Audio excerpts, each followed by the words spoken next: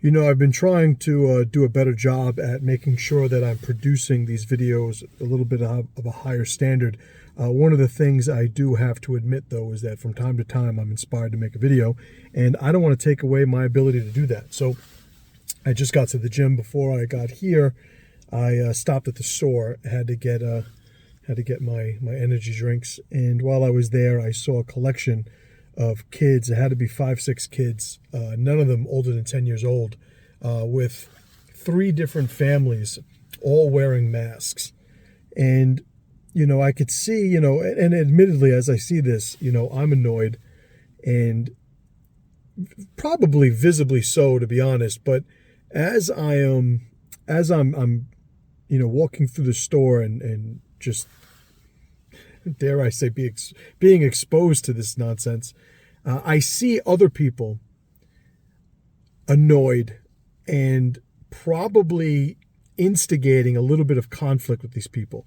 Now, I'll be the first one to tell you that, sure, we need to pressure people who are so significantly offset that they're impeding the sort of cohesion, or I would say the function of our ability to coexist as a society. If everybody just does their own thing with absolutely no consideration for the way it's going to affect this sort of big, grand agreement, then yeah, hell in a handbasket is all but certain. So I'm watching these people and I'm thinking to myself, okay, so what is it that because I'm annoyed, but I'm actively trying to not, create any conflict with these people, because what would be the purpose, right? What would be the mission of that? I certainly don't want to make in any way chance intimidating children, because that is unacceptable, right? But I also didn't like the fact that other people were more outwardly creating and instigating conflict with these people. So I was a little bit conflicted myself. So my take on it, having meditated on it, it's important that, the things that we believe all make sense.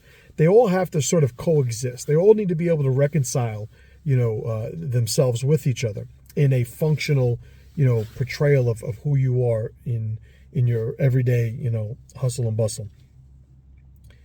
It's important that we make alliances with people. Why? Because there are things that we're going to need in life that are dependent upon the synergy we get from connecting with other people.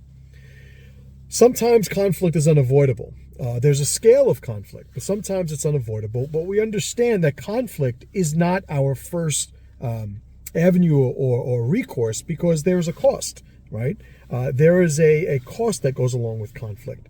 And if we are paying a cost for anything, we want to make sure whatever resources, we are giving to that cost, it's invested and not wasted. So what does that mean? That means if I see, if observing these people who are giving these parents, I'm assuming they're the parents, a hard time because of the masks, I want to ask, well, what is the investment here? Is this something that you are going to do? And then ultimately these parents are going to act in a way that's more, overlap to what's expected by these people, giving them a hard time. And, the kicker of it is I don't have an answer for you.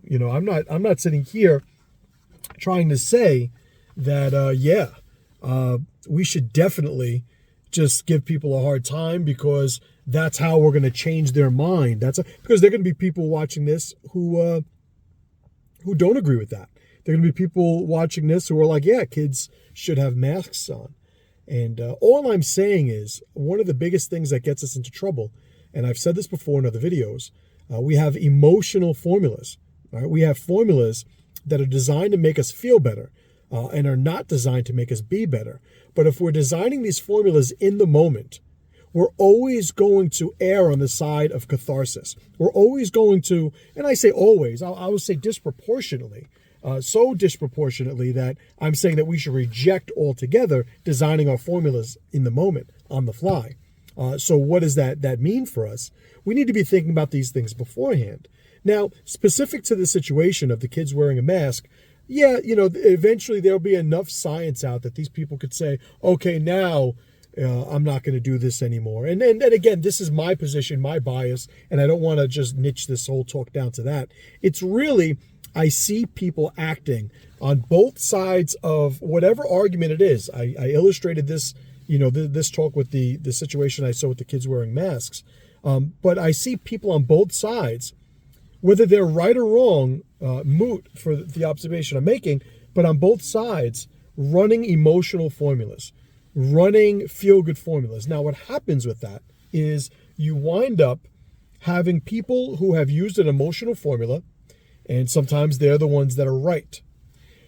And it's reinforcing the application of those emotional formulas.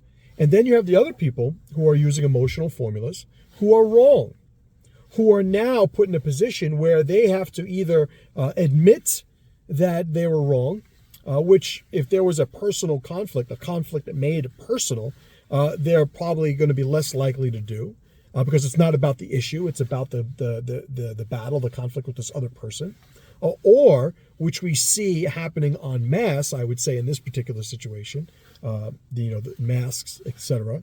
You have people who are just going to rationalize, ignore evidence, and be unwilling to make any concessions, doubling, tripling, quadrupling down as they do. All right. So my point for all of this, if you're somebody who is looking to create a conflict with somebody you don't agree with, I'm not saying not to do that. What I'm going to ask, though, if I'm the little guy sitting on your shoulder at that moment, what is this costing you? And what is the planned return on that investment?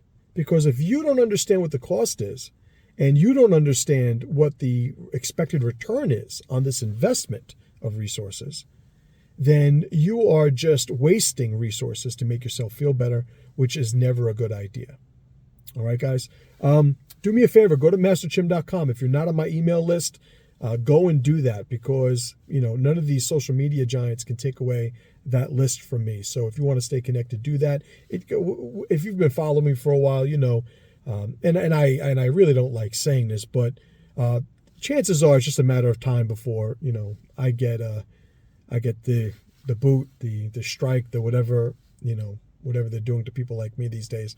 But you want to stay connected, go and stay connected to that email list. It's free every day, and I talk about some really cool stuff there and answer questions, etc., etc. But I appreciate you guys. Pressure to power. I'm going to the gym, and I'll see you guys later.